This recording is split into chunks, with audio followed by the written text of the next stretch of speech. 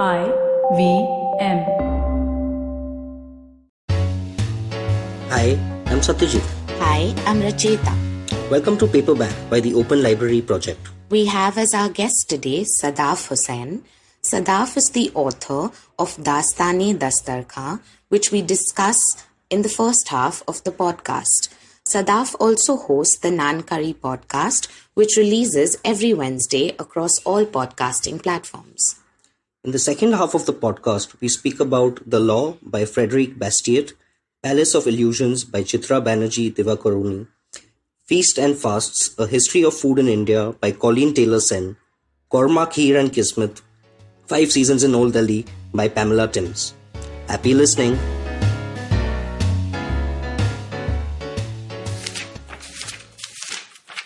One of the Hindu scriptures, the Upanishad, declares Anna ka saar hi Brahm hai. The essence of food is the truth. Giving a great deal of importance to food, the sacred book goes on to remark that the enjoyer of food has no qualities, suggesting that God inhabits food. In Islam, the Quranic verse "eat and drink, but not to excess" summarizes Muslim precepts around how much one should consume.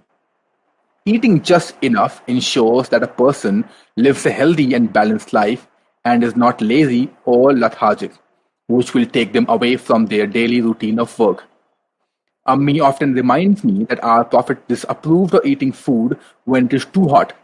He never used to blow on his food or drink and discouraged eating food while lying down. I think he disapproved of blowing on food because the breath carries germs and impurities into the dish or beverage. Muslim families enjoy their meals perhaps like no one else. This idea can be further stretched to encompass television chef Julia Child's popular quote, "People who love to eat are always the best people." Hindustani cookery is not just about indigenous dishes, but also incorporates other cultures, accepting world cuisine and making this its own.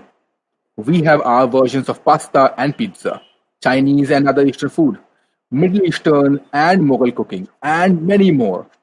Think of India as a vast food court where you can have a wealth of different kinds of food, vegetarian or non-vegetarian, spicy or sweet, soups or solids. You name it, and you can find it here. Many dynasties, traders, and travelers contributed to making Hindustani cuisine what it is today. Much of North Indian cookery was quickly influenced by the Muslims and their eating habits, trend, and techniques. In her 2007 book, Eating India, Exploring a Nation's Cuisine by Chitrita Banerjee, noted that it was the arrival of Muslims which radically reshaped cooking and eating in India. The Mughals no doubt brought a certain finesse and flair to the already existing Hindustani food, alongside the creation of new and traditional dishes in the royal kitchens. Thank you, Sadaf Hussain. That was an excerpt from the book Desi Delicacies from the chapter High on Chai and Samosa. We'll be right back after this. Hello, everybody. Welcome to another great, awesome, amazing week on the IVM Podcast Network. If you're not following us on social media, please do. We're IVM Podcast on Twitter, Facebook, and Instagram. Would like to thank the sponsor on the network this week, Storytel and The Whole Truth Foods. We have a new show out this week, Candid Kanan with Siddharth Kanan. Sid Gay is a well-known RJ. He has an incredible show with some of the most amazing Bollywood celebrities. As part of the first week's episode, we're releasing 5 episodes at one time, so you can get your fill of Sid. You can hear him talk to Varun Dhawan, Anil Kapoor, Anurag Kashyap, Bhumi Pednekar, and a whole lot more. This week on the Edges and Sledges podcast with Varun DJ and Ashwin, hear them talk about the historic victory that India achieved at Gaba. Maruk Inayat had an amazing talk with Gul Panag. They spoke about the farmer protests and why Bollywood celebs are acting the way that they are. And finally, Shunya 1 is back this week. Shiladitya and me talked to Anirudh Singla from Pepper Content. We have a great lineup of guests coming up in the coming weeks, including Deepak Abbott, the co-founder of India Gold. Definitely check that out. And with that, let me get you back to your show. Welcome to Paperback by the Open Library Project. I am your co-host Satyajit, a storyteller and entrepreneur. I'm hosting this podcast with my co-host Racheta Sharma. Hi guys, my name is Racheta. I'm an ex-banker, social impact entrepreneur, writer, publisher, podcaster, and inveterate learner. You can check out my deliberations on neural_pathways on Instagram and my articles for Thrive Global India. The Open Library Project is a curated library service which we offer to corporates on a subscription basis. The idea here is to create value, build a knowledge community, and encourage a growth mindset amongst our members. Today on the show, Sadaf Hussain. Sadaf is an author, podcaster, chef, and MasterChef India finalist. Hey Sadaf, welcome to the show. Hello, what's up? Oh, good to have you here. That was a very interesting extract that you read from the book Desi Delicacies, and I believe this is a chapter that you've written Yes. in the book. Yes, this is the chapter. It's a new book, launched actually on 21st of December. This is wow, just excerpt of that book. fresh off the presses. Fresh, So, you can still smell the fresh pages. so tell us a little bit about how your journey started. Obviously, you've written a book about food, so I'm assuming your journey started with becoming a chef. Yes and no, both, of course. Journey started. So I will not go back in time. Well, when I'm saying back in time, I mean when I was born. Let's take a little in the modern history, which is my modern history of 2016 onward. 2016 was when I was on the show MasterChef India 2016, and then I think that sort of the journey started there in that year. Okay. I was, as I said, competing. Most of us were competing. Actually, not most of us, all of us were competing. So when people came back, as in they eliminated or they won, when I came out, I was like, what to do now? Because now suddenly you have a next passion as well. Like, right now people know you because of this particular thing.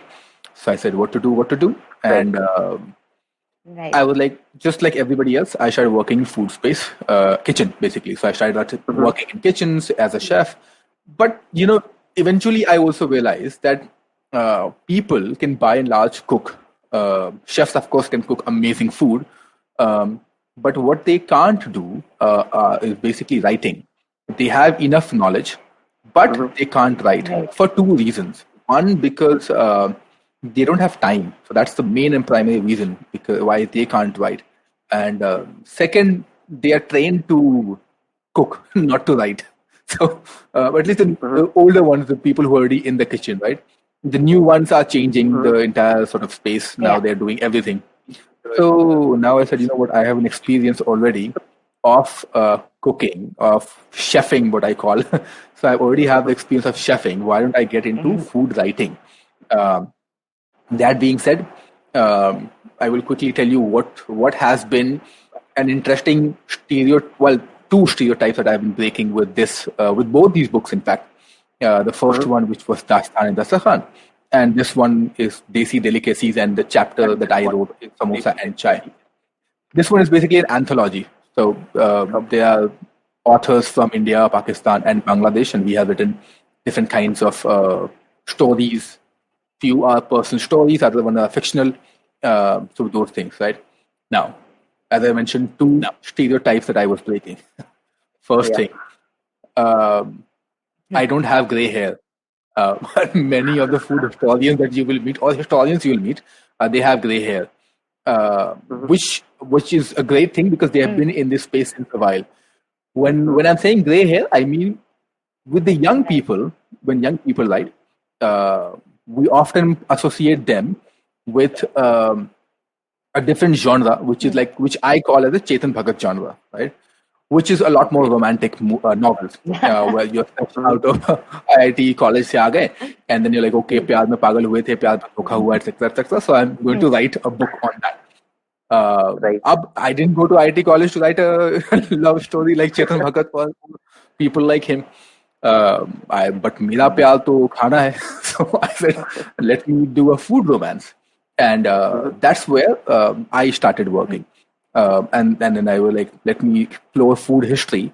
And not just history, but also let me explore the stories behind the food. So, for example, butter chicken. So all these things were my focus of my first book. But with the second book as well as the first book, let me ask you, if I have to ask you, Satyajit, one dish which you think Muslims eat in general. Biryani. Okay. And Rachita? Mutton, anything related to mutton. Mutton, seek or kebab. That's like that. ingredient. Okay, let's go with kebab. Okay. So clearly, right? So you said biryani and you said kebab. But Yeah. I'm sure you'll have enough more Muslim friends around you to tell you that they don't eat that thing daily. They have Yeah. bhindi, for example, right? They eat bhindi as well. But this is basically an innate sort of a stereotype that we all have. And as I said, it's not a good or bad thing. It's just a thing that we have this. So with the first and second book, I tried to break this myth. I said, no, we are more than that. So, for example, this excerpt that I just read was the first initial paragraph of a chapter called High on Samosa and Chai. So, because Indians, Hindustanis, we eat samosa and we drink chai. Most of us, if not all of us, most of us, right? Yeah. So, Yeah. if you're saying Hindustanis, so matlab Muslims are eating samosa, Muslims are drinking chai, right? It's as simple as that. Right. They are not eating it differently. What we usually say, right? Like in Muslim cuisine, we say and we know as well. In Muslim cuisine, you have a strong flavors of garam masala. So we do use garam masala a lot. We do use nuts, but in samosa we don't. In chai we don't, unless you're drinking Kashmiri kahwa. In general, we don't. That's the kind of a myth that I was taking. That Muslims are always not nose deep in curries and kormas, but they have bhindi, they have samosa, they have chai, they have khichdi. तो मतलब हम लोग तो खिचड़ी खाते हैं.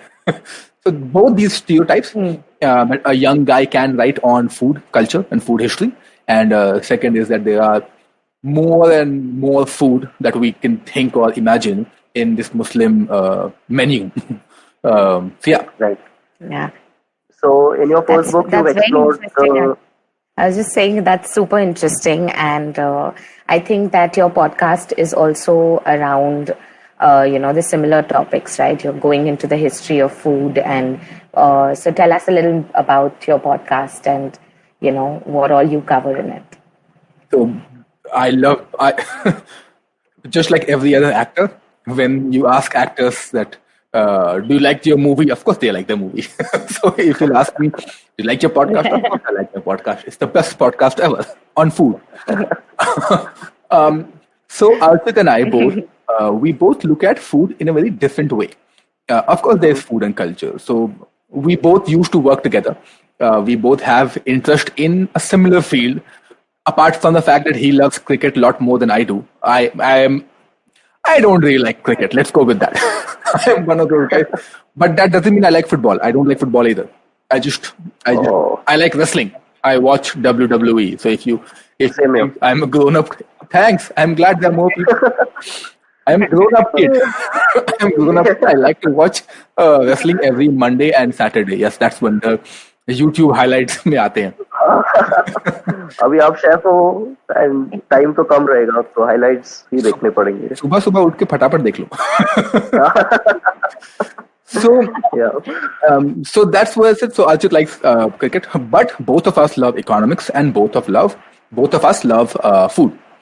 Now we thought there are so many food podcasts already, but many of them are just covering the cultural aspect, the history aspect, but nobody is really looking at the policy aspect of it or the economics aspect of it. So I remember कुछ दिन पहले ना we were recording some other topic, but we just discussed about rice and grains. So we were talking about the local indigenous grains जो होती हैं हमारे, not quinoa, but like तो अब इन grains के लिए किस तरीके से push हुआ था when the British came in and how they pushed for white rice, like the entire white rice revolution started happening. So हमारे जो indigenous grains थे उनको side कर दिया गया, and now basically grains like ragi या bajra, these are called the substandards, quote unquote, right? या फिर जो fancy लोग हैं, really if you're earning really a lot, then you're like, oh, let's have some fancy food and have bajra and ragi. But bajra and ragi we have always been eating, but even because of the policy intervention, even chai, जब चाय भी popular हो गई India में, चाय is like what 1950s के आसपास तो चाय पॉपुलर हुई है.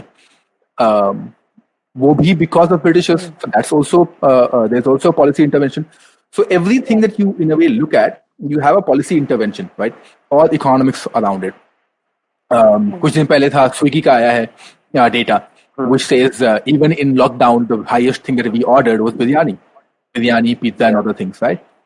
So these are the data that we try and put. तो एक culture है जो मैं देखता हूँ, culture history, and then there is economics which Archit looks at, and it puts us a very interesting sort of pedestrian.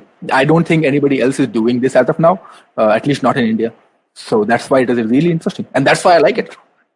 That's why everybody should like it. It's a great perspective to look at food with. I think it will give everyone, your podcast listeners, also a great perspective on everything that goes around just policy and food, right? I mean, there's a lot of things that you would probably never think of. And I think great job with the Naan Curry podcast. It releases on Wednesday, right? It releases on Wednesday. Every Wednesday? Every Wednesday. Fantastic. अब तक तो every Wednesday है, जब तक हम थक ना जाए या फिर तबियत नहीं खराब हो जाए, तब तक तो every Wednesday ही है. And Sadaf, where are you reachable on social media in case our listeners want to get in touch with you? Everywhere, apart from Snapchat, I am possibly on all the social media platform. अब तो Signal पे भी आ गया हूँ. I am largely Telegram भी ले लिया? Telegram पे तो पहले ही था. Telegram बहुत पहले था. अच्छा, okay. I am on Instagram. A lot more active on Instagram and actually little less on Facebook. I think Facebook से हम young लोग थोड़ा बाहर निकल रहे हैं. Facebook has now become only political stuff. I find Twitter really funny. तो मुझे entertainment कराना होता है तो मैं वहाँ चले जाता हूँ. हर दिन ऐसे कुछ ना कुछ trend करता है. But I am everywhere. Mostly my food stuff you will see on Instagram, which is Sadaf_Hussain. Yes. And on that note, we're going to take a short break and we'll be right back after this. Do you wonder what goes inside the mind of an achiever? How do they manage to get back up on their feet in spite of their failures? Do they really do something different? You're absolutely right. Yes, they do. I'm Aditi Surana. Join me every Wednesday and Friday on my show Absolutely Right, where I use my special tool of handwriting analysis, also known as graphology, to interview high performers and study secrets behind their success and personality. You can catch us on the IVM Podcast app, website, or wherever you get your podcast from. Welcome back, everyone. We still have with us Sadaf Hussain, author, podcaster, MasterChef finalist, chef. Hey, Sadaf, that was a fantastic first half. Thank you for sharing your insights and your books with us. Where are the books available for purchase? So both the books, Desi Delicacies as well as Dastan-e-Dastakhan, available on Amazon, Flipkart, offline stores, wherever you are, you will get these books for sure. And they're also available globally. Fantastic. So even people who are listening in Honolulu can also get the book. Fantastic. So the next book that we're going to talk about is Feast and Fasts, A History of Food in India by Colleen Taylor Senn. So tell us a little bit about this book, Sadaf. So that's one fantastic book I think everybody should read. Aksar, when I am researching on food, there are two people I always go to. One of them, of course, is Colleen Taylor Senn, and the other one is late K.T. Achaya. I think late K.T. Achaya was the OG. He started, well, not he started, but when he started doing it, you pick up a food book, and I am sure that this one food book will have K.T. Achaya's quote, as well as Colleen Taylor Senn's quote, because people have read so much. Now, what Colleen Taylor Senn's book does, Feast and Fast, the one that I have, that you also mentioned that I like, it puts India on a very different kind of map. When I'm saying India on a very different kind of map and mentality as well, that whether Indians were vegetarian or non-vegetarian, right? So things like this. And this is not a new book, it's quite an old book. It makes so much sense. It talks from Ayurveda, it talks from different kinds of Vedas, mythology. Then it moves towards all these other era, which includes, but not limited to Mughal. It has Delhi Sultanate, it has Rajput, it has Chola, all sorts of different dynasties, different eras and years, till the modern history, till the modern times. Right? So that's one. then she's also looked at food from a very state point of view, that what states eat basically. Then of course there's a religion apart, so let's say religion and region. So all these things plays a fantastic role in this particular book. Yeah, region plays such an important role, right? Because where, which state can produce which crop makes a lot of their diet. So I think, that's why we have this state-wise different kind of meals that are consumed by people. Correct. Very nicely pointed. And then, so for example, why do people in South or people in Bihar eat so much of rice, right? All Bihar people eat a lot of lentils, dal, or like dal ka byproduct. Why? Because growth wahi hai. So South में they have good growth of rice. Same goes with Bihar. So you have different kinds of rice dish. Same goes with let's say Rajasthan, spicy food, right? Or Gujarat, a little sweet food, because of the region you live in, because the weather, climate, produce you get. Same goes with Bombay, so much of sugar cane का इस्तेमाल. अभी संक्रांति के आसपास there's different kinds of usage of पोहे या फिर तिल, गुड़, because things are easily available in abundance. That's what people use. So region plays a big role. I think more than religion, region plays a big role. Religion का खाना तो बिल्कुल overlap हो जाता है ना, which I mentioned in the beginning. Samosa का तो कोई भी हो, irrespective आप किस भी class caste से हो, समोसा तो खाओगे ही ना. लेकिन कहाँ से हो इस पे मैटर करता है. तो एक बिहार का समोसा काफी डिफरेंट होगा, बंगाल का सिंघाड़ा काफी डिफरेंट होगा वर्सेस दिल्ली का समोसा सिंघाड़ा. दिल्ली में सिंघाड़ा, दिल्ली में समोसा होता है, या फिर बॉम्बे का समोसा. अलग अलग जगहों का, रीजन का, they have all sorts of different kinds of samosa. So yeah, region plays a big role when it comes to shaping your food. And that's what this Feast and Fast has talked about, that how different region, different things play different role in food. So who would you recommend this book to? Obviously, it sounds like a great lesson in the history of food in India, in terms of this great perspective, which is outside religion but inside region. So who do you think this book would be most beneficial for to pick up? I think, of course, if you're a foodie as in if you're a food enthusiast, then of course you should pick this book up. But in general as well, people should definitely pick this book. People, as in, I think everybody should pick this book, because especially in these times, the times we are living in, there's so much of politics happening on food itself and what kind of food we eat, we should not eat, and blah blah blah blah. This book puts everything to the rest, saying what जिसको बोलते हैं हिंदुस्तानी culture तो ये है ही नहीं. So this book tells you what Hindustani culture has really been through different.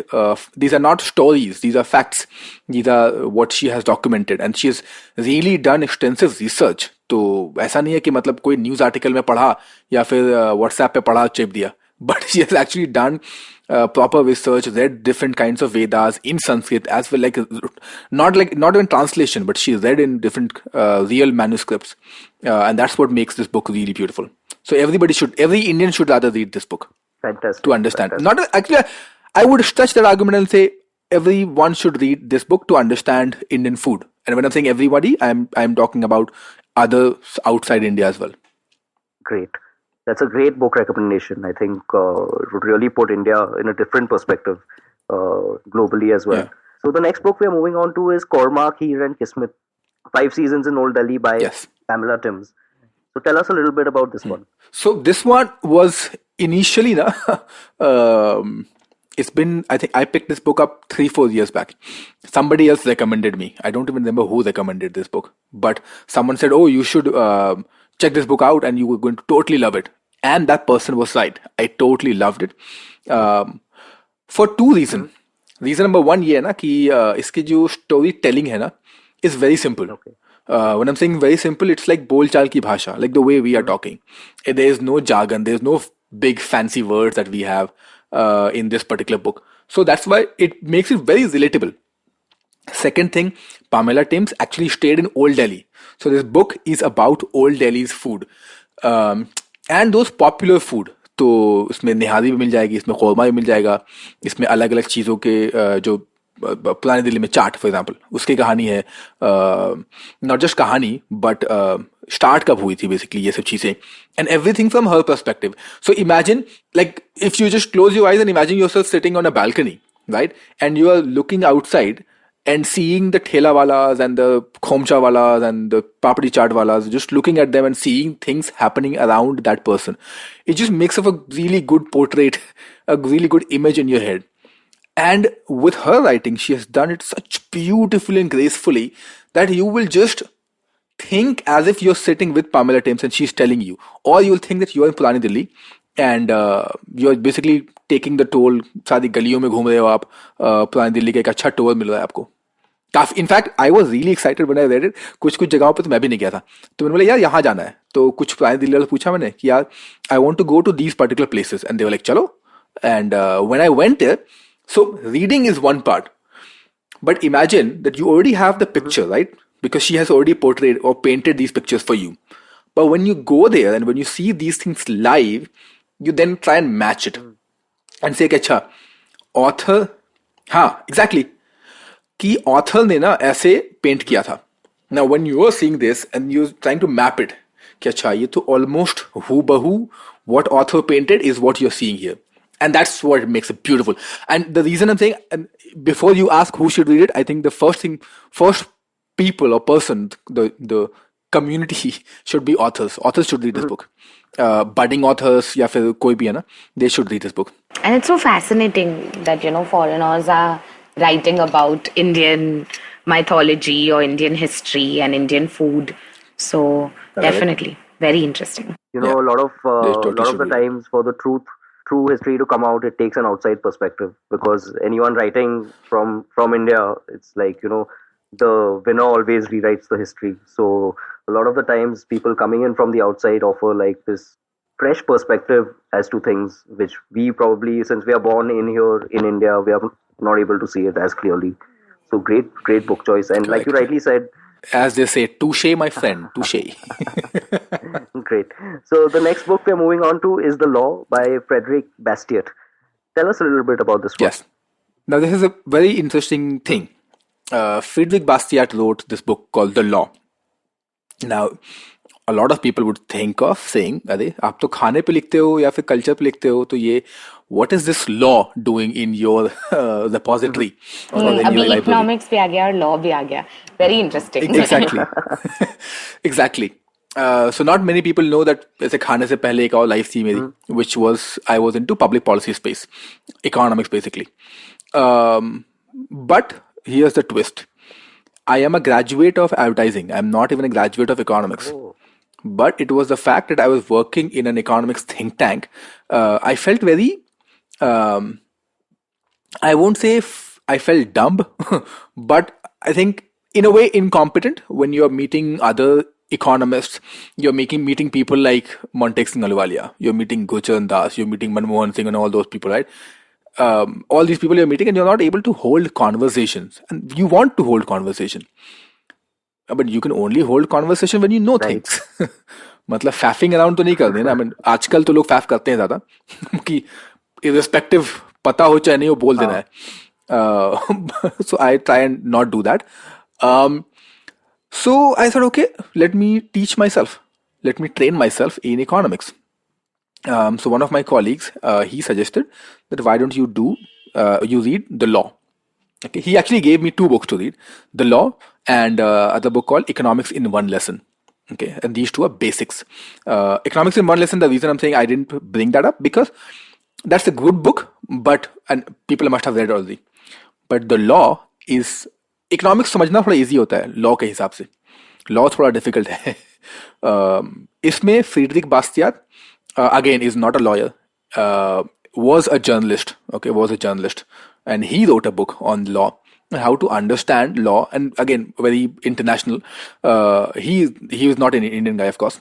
Lekin the things he talked about in The Law is something which we all can relate with. Okay, बड़े ही overarching मतलब in-depth discussion किया है, but broad terms को, and that's what makes The Law very interesting, and why people should read it. and as I mentioned, he wasn't a journalist, he wasn't a lawyer, and I related with him because I was, and I am still not an economist. I was teaching I was teaching myself. Everything was on my own, right? So that's why I like the law, and I recommend people to read law to understand basics of law at least. Yeah, so important because actually the law language and jargons used are so difficult that you lose interest sort of when you're reading a book. But if it's like Correct. simplified and it's easy, Yeah. it definitely opens your mind to at least want to know more. True. So this is a very precursor, basics, like 101. ये पढ़ लिया, फिर आगे चल जाओ. And the beautiful thing is, by the way, people who don't like reading, उसमें आखिरी में मेरे ख्याल से 10 या 12 pages हैं, which are comic strips. Now these comic strips will help you understand the concept, and also these are like summaries. तो पूरे chapter का summary एक cartoon strip में दिया हुआ है. So what good that you want now? अब क्या kidney दे दे लोग? A great book recommendation, and definitely one for anyone who's starting to get interested in law to pick up. And the last book that we are moving on to is Palace of Illusions by Chitra Banerjee, and of course, best-selling book. And tell us why this one's special for you, Sadaf. This one's actually very special. Why actually very special? Because काफी time होता है ना that you have a book and you lost it. Okay, you lost it. You gave it to somebody else. और होता है कि आपने छोड़ दिया, मतलब you didn't pick up the book and you left it somewhere. Like ठीक है, okay, it doesn't really matter. But this was one book. It mattered so much that I actually left this. I forgot to pick up this book from. I was traveling to Bhopal, and I forgot to pick up the book from my flight. Right, उसी में छूट गया. When I reached Bhopal, I started looking for the bookstore. Like पहले मुझे bookstore चाहिए because I really want to know about this particular. Read the book completely, like end to end, and so that's why it's really interesting because I went back to buy this book again. Now we all know about. If we don't know that, just to give a summary, so to speak, is that this book looks at Mahabharat from Draupadi's point of view. Now, Mahabharat is one of my absolute favorite trail, or like कहानी जो बताते हैं. ये मतलब I don't think इससे better tale लिखी गई होगी कभी भी. It has everything. Like for example, when you look at Ramayana, okay, Ramayana has clear characters. This is the winner. I mean, this is white. This is black. There's no gray. When you look at Mahabharat, everything is gray. Every single damn thing. You think Krishna is really amazing, but then towards the end you're like, no, Krishna wasn't. Then you start questioning Krishna only. The entire, like the whole of Mahabharata, you keep on reading and you'll say Pandavas were the amazing people, but towards the end when they went to Upar, when they died, they weren't really great people, right? So everything, they think every people, like, is layered, everything is nuanced.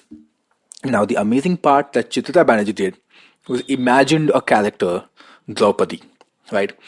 Women in general, Indian history, क्या मतलब world में ही बात कर लो, women always have been neglected, still are much. I would say they are in a better position now than they were before. What Chitra Banerjee did, like, often we blame Draupadi for Mahabharata, we blame Sita for Ramayana. Okay, कि तुम्हारे कारण हुआ है, जैसे बोलते नहीं है. And again, not to sound condescending, this is what they say, that दुनिया में सारी फसाद की जड़ औरतें हैं, right? Now, what Chitra Banerjee did as a woman, so again, if I am writing from a woman's perspective, I might miss out on certain detail. Why? Because I'm not a woman, right? So I can empathize with you, but can I really put myself in your shoe? I doubt. Chitra Banerjee, being a woman, wrote a beautiful perspective from Draupadi, saying what Draupadi was seeing. So be it the entire love story, not a love story, but like the conflict with Karan, right? That how she was also interested initially in Karan when she was getting married. स्वयंवर में क्या होता है, द्रौपदी का नाम किस तरीके से आता है. So I mean, the lovely part was there's this one of the pages that it talks about that Draupadi का नाम किस तरीके से खाया, कि they just named Draupadi because daughter of Drupad. That's it. So Chitra Banerjee says कि जब भाई के नाम में सारे दिमाग माथा पच्ची वहां कर दिया गया, but जब नाम मेरा आया तो they just said daughter of Draupadi, right? Then she becomes Panchali. Why? Because a wife of 5 people, 5 husbands. So it starts with such basic things that you never kind of questioned, and then it ends with on all like that's I think it's like a beautiful food when it hits all the right perfect notes, right? And that's what this book. I mean, especially if you believe, well, if you are a feminist or if you're not a feminist, if you just want to understand things from women's perspective and also read Mahabharata, then I think this is a beautiful book to pick up. Yeah, I think for the whole picture, like puri kahani kya thi from all perspectives, it's nice. I mean, we should know what the women thought. So correct. What Satyajit said, right? That history is written by the winners. Unfortunately, this is really a horrible thing that women aren't really winners, right? That's what the history. I guess given that opportunity to even be in a leading role, so there was no question of them being winners. They just had to follow certain rules and regulations. So there have been few instances jahan pe they did great, and then people like, oh great, women have done so many amazing things.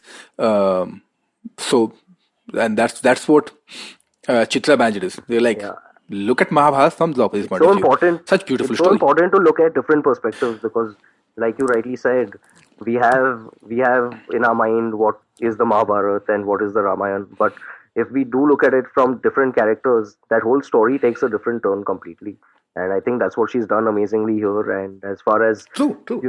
It's like you rightly said, it's one of the best tales ever told, and just giving it such a great interpretation through one of the leading characters, because this was a perspective that was missing for so long. So fantastic book to pick up. Yeah, fantastic read. Sadaf, it was great having you on the show. These are some great book recommendations. Same here. Thank you. And all our listeners, anyone interested in food in India, in the economics of food, please do check out Sadaf's podcast. It releases wherever you listen to podcasts on Wednesday. It's called Naan Curry. And also his books are available on all bookshops as well as on Amazon and Flipkart. So great having you on the show, Sadaf. It was really interesting, and we hope to have you again. Thanks a lot. Surely. It was really fantastic discussion. Thanks a lot.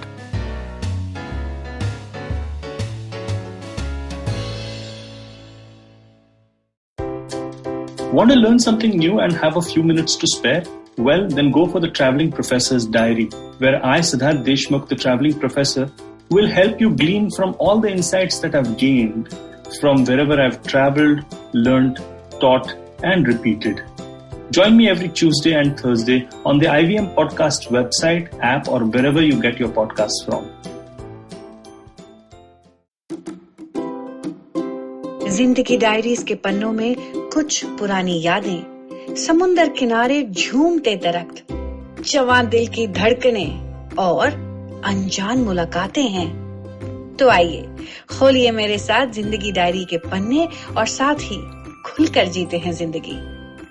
आप सुन सकते हैं जिंदगी diaries IVM podcast app या website पर, या जहां कहीं से भी आप अपने पॉडकास्ट सुनते हो।